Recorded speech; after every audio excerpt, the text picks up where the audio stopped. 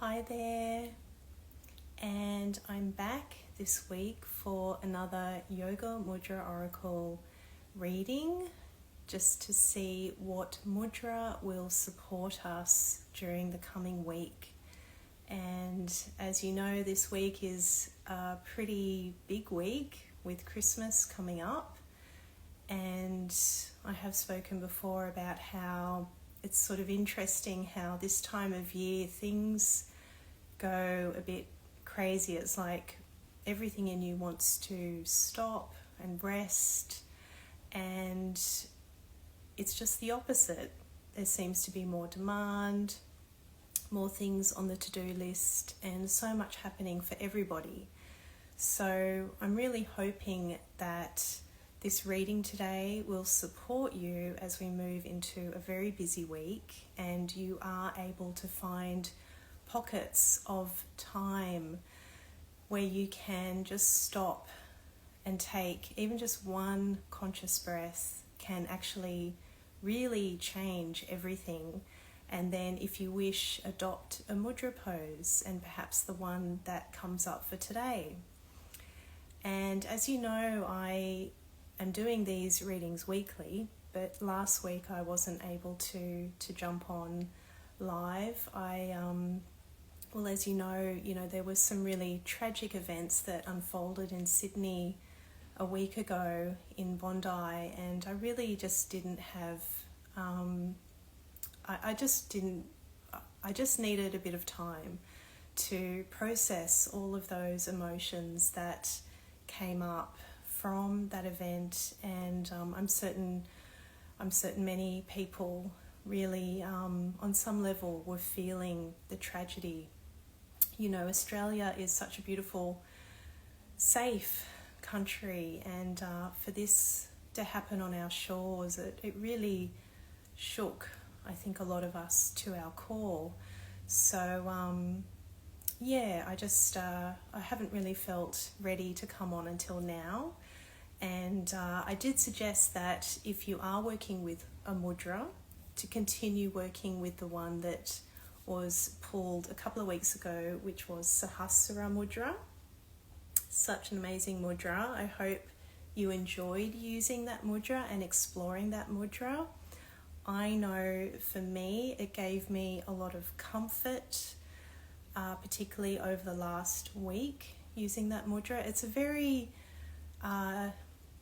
it's a mudra that connects you to the earth and also to, the cosmos. It's a mudra that brings us in touch with nature. It's one where you can really enter into the feeling of it, because as you're holding this mudra, you can become aware of the air on your hands touching your skin. If you're performing it outside, you can feel the sun touching your hands, and you can even do it at night and, feel the moon touching your hands. So it's one that really helps bring you in touch with sensation, which is a wonderful, wonderful tool to help us move away from our mind, which is often dominant, and moves you more into that heart space, which is something that all mudras help bring you in touch with. I mean, mudras, as you know, if you're following me, I love them. I've benefited from them for many years, and I'm always astounded and blown away by their immediate effect, like immediate impact on me, on a feeling of instant calm, a feeling of, like I said, moving away from our thinking, which is just so dominant. It's just, that's how it is for all of us, but as soon as we can quieten down the mind, quieten down those thoughts, we can move into a really beautiful space within that can really help shift our focus. It can help change our perspective on what we were feeling even just a moment prior. So these are beautiful ancient tools that are just so helpful and so simple and easy to use, and ones that you can use even discreetly during your day, out in life. They can support you in life. And before I shuffle the deck and pull a card, I just want to acknowledge that we had the solstice yesterday. So I'm in the southern hemisphere, so we're celebrating the summer solstice, and just want to wish everyone a happy solstice. And also for those in the northern hemisphere, hope you had a beautiful winter solstice. And for this reading, I've decided to light a candle just in honor of the solstice. And you know, the solstice is a very potent, beautiful turning point in the year. And, you know, it's been quite a year. It's been an everything kind of year. I think for most people, it's been a year that's really stretched us. And, you know, in that, I feel that we've all grown in some way, shape or form. It's been a year of growth and transformation. And if you are into numerology, it's a 9-year, which is like an ending year. It's where lessons are learned. It's where it's a completion of a cycle. It's a letting go. And we're moving into a 1 year, which is all about rebirth. It's all about new beginnings. It's, I feel, going to have a very different energy and impulse. So as we say goodbye to 2025, you might like to spend some time just reflecting on the lessons of this year, and also putting some energy into what you'd like to call in for next year. You might have some really grand plans, and write those down, or make a note to yourself, you know, things that you really do want to bring into your life or achieve, you know, and they might be small things, they might be big things. I think it's a really nice time to just start to feel into that space. I know that's what I'm doing. I'm really looking at distraction at the moment. That's something that I feel is pulling on all of us, you know, through social media, just through the ease of technology. So I'm looking at, you know, what do I want to achieve? And if I want to do that, what kind of focus is needed to do that? So, and also, what do I need to par back? You know, there are things that I want to do. There's lots of things I want to do, but I can't do them all. But I really want to try and at least do 1 or 2 of those things and do them well, with as least distraction as possible. And I'm really enjoying reading Johann Hari's book, Stolen Focus. It's just so interesting, and it's one of the concepts in that book is about flow state, and how flow state is something that has been forgotten, in the sense that in order to find flow, you need to have a lot of focus. And flow is when, you know, when you're in the zone, or when time goes quickly, when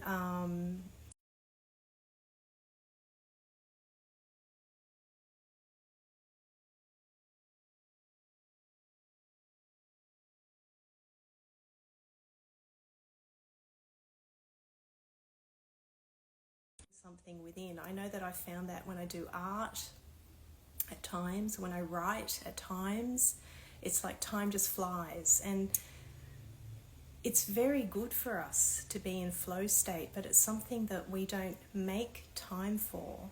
So I'm really hoping next year I can make more time for that. I'm just saying that publicly in order to kind of cement it within myself as like a pledge. So I also offer to you, this is a good time to think about what you wish to call in for next year.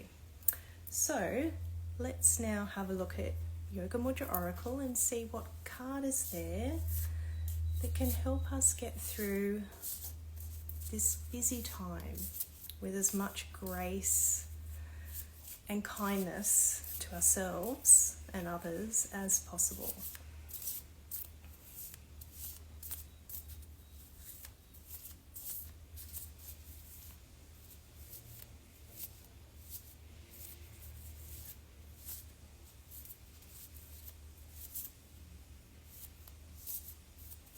I usually just shuffle until it feels right to stop. I don't really have any sort of right or wrong way of shuffling cards, just pretty in the moment with it. Wow, okay, amazing. So today I've picked Kubera Mudra. I hope you can see that. So Kubera is the Hindu god of wealth, and what's amazing about pulling this card is that Kubera is all about manifestation. It's about abundance. Kubera Mudra is all about calling in what you wish to achieve in the future, what you wish to bring into your life. So it's a manifestation mudra. It's, you know, I say this about every mudra, but it really is a favorite. It's one that I have been personally practicing a lot over the years, as has my husband. And I must say, you know, since we've been using Kubera Mudra, some really amazing things have happened, and including getting this deck published. So Kubera Mudra, it's a incredible mudra, and I've also been experimenting using it with some abundance crystals to sort of amplify the energy of the mudra. So you know, a lovely thing to do is to use like pyrite, which is a beautiful abundance stone, or citrine or tiger eye, all wonderful. You can hold that in the palm of your hand as you use Kubera Mudra. So I'll explain Kubera Mudra, and all you do is bring together the thumb, index and middle finger to touch, and you just fold down the ring and pinky finger toward the palm of your hand, and you use both hands. So it's a two-handed mudra, so take the posture on the left and the right hand. So it looks like this, and you just place the backs of your hands wherever it's comfortable, and I can guarantee that you will start to feel the energy of this mudra pretty instantly. Like, I can feel it now. It sort of feels like it enlivens the spirit. I'm not sure how else to describe it. I'm sure you'll feel something perhaps different or similar. I always love to hear what people are feeling when they use mudras, so please let me know. And I'll just take a moment before I sign off to read the guidance on Kubera Mudra. So this is an opportunity for you to take the mudra. Again, it's just the thumb, index and middle finger to touch, and the other fingers fold toward the palm, center of the palm, and it's a light touch. You're not like gripping the fingers. It's a very light touch, and using both hands. So if you'd like to take that mudra as I read the guidance, then you might help you get a real feel for Kubera Mudra.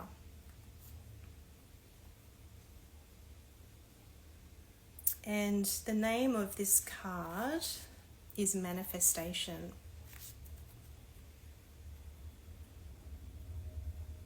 So a beautiful mudra to be using as we head toward 2026. And the themes of this card are, it's actually, the fingers all connect to planets as well. So we're bringing together Mars, Jupiter and Saturn, and as you know, if you're into astrology, they are power-packed planets. They're the big hitters, the heavy hitters. So it's a very powerful mudra. Manifestation, initiation, intention, trust, the law of attraction, and it also helps clear the sinuses. So often mudras have a health benefit too, or sometimes multiple health benefits. So you may like to take the mudra.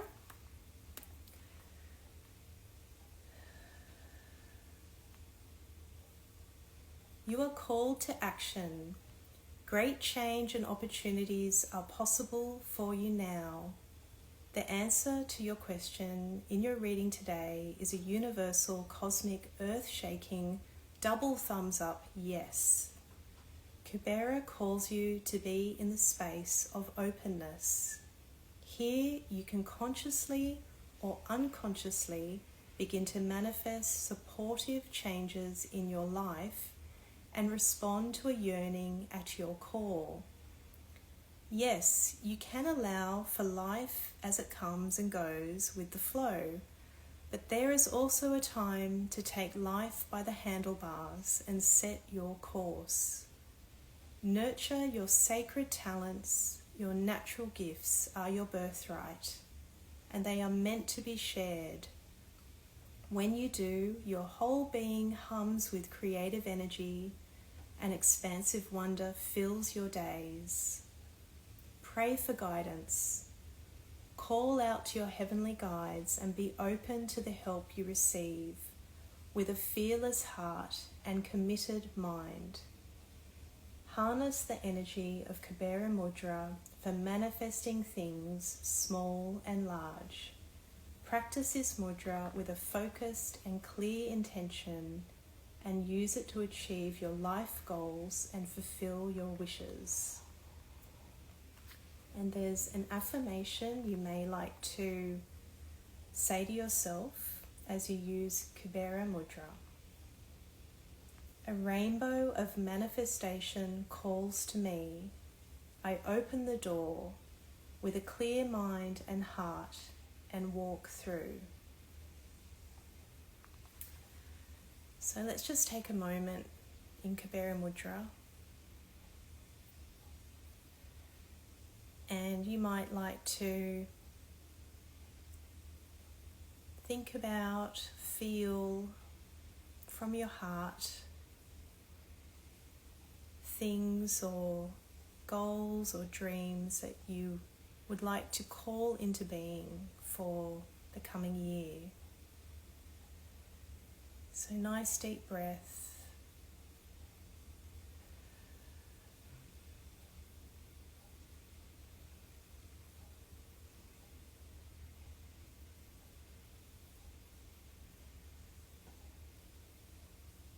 And this is really how easy and simple it is to use Kubera Mudra.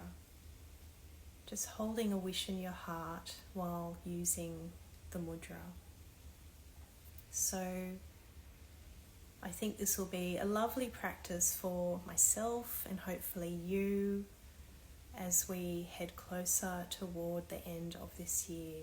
And I really do hope you got something from today's reading.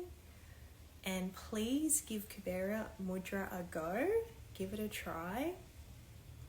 I really hope that you find it helps you as much as it's helped me. And I'll look forward to seeing you next week. Sending you all lots of love, and thank you so much for joining live, and also for all those that watch the replay. Please feel free to comment on your experience of using Kubera. Thanks everyone. Lots of love.